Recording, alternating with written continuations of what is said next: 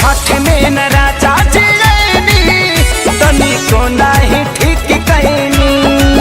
तो सुनी सचहू में बनी रउआ ले जी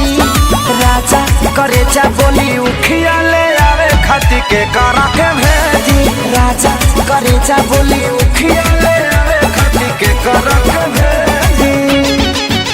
बोला बोला सूरज देव की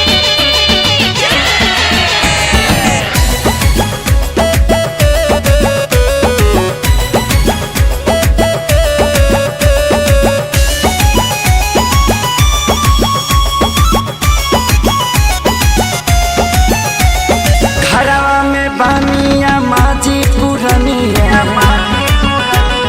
यहाँ के भेजब तो कही का दुनिया घरवा में बानिया माजी पुरनिया यहाँ के भेजब तो कही का दुनिया तरौरा पूजा में देखवनी न तेजी राजा करे जा बोली उखिया लियावे खाती के करा के भेजी राजा करे जा बोली उखिया ले आवे खाती के करा के भेजी के करा के भेजी उखिया ले आवे खाती के करा के भेजी।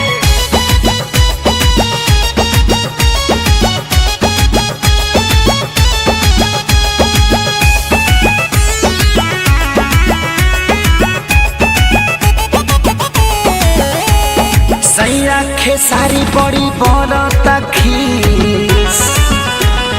यादव राज बाट रउले बीस हाँ सैया खेसारी बड़ी बरता खीस यादव राज बाट रउले बीस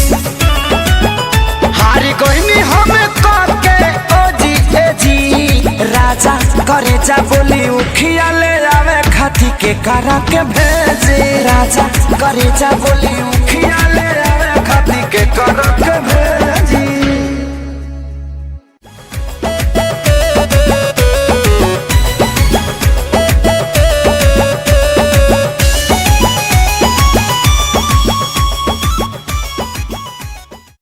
हारी कोई हमें करके ओ